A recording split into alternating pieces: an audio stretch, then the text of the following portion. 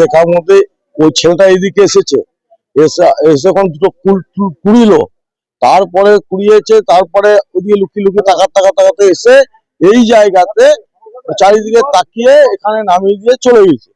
চলে যাওয়ার সঙ্গে সঙ্গে আমার বৌদিও দেখেছে, উনি দেখেছেন, ওনারা সঙ্গে সঙ্গে আমাকে ফোন করলো, বলে এই ব্যাপারও যে তুমি তাড়াতাড়ি একবার এসো। আমি তখন থেকে এসে দাঁড়িয়ে আছি। ঘটনাটা মুখ থেকে যাওয়ার সময় শুনলাম বাচ্চা কাচ্চা সব হয়েছে, এরকম হাত দিয়ে দেবে বলা যায় না ভেতরে কি আছে, তো রিস্ক নিয়ে কিন্তু লাভ নাই। এইটুকুই দেখলাম, তারপর পুলিশকে ফোন করালাম, পুলিশ এলো, আবার আমরাও এসেছেন, যতটা হয় সহযোগিতা করে। এলাকা থেকে এটা একটা চিন্তার বিষয় আছে। নষ্ট হয়ে গেল না, না, উনিই দেখেছে, একমাত্র দেখেছে উনি। তারপর উনি ফোন করার পর আমরা এসেছি, আমি এসে দেখলাম না, হাত দেওয়া ঠিক হবে না, প্রশাসনিক ব্যাপার, প্রশাসনিক বুঝবে, তারপর পুলিশকে ফোন টোন করা। আপনাকে আতঙ্কিত হয়ে আছে 100 এটা তো 100%। এই যে বাচ্চা কাচ্চারা আছে, বলা যায় না, তো আমার পাশে, এটা আমার বৌদির বাড়ি। হ্যাঁ, বাড়িতে বৌদি থাকে, ভাইজি আছে, বলা যায় না, বাচ্চারা আছে। হ্যাঁ, ও পাশেও বাচ্চা টাচ্চা আছে, একদল ছেলে জুটে আছে। আমি সব তো আবার তাচ্ছি, দিকে একবার তাচ্ছি, মানে এরকম করে আগুন লাগাচ্ছে 1 ঘন্টা ধরে। হ্যাঁ, আপনার নাম?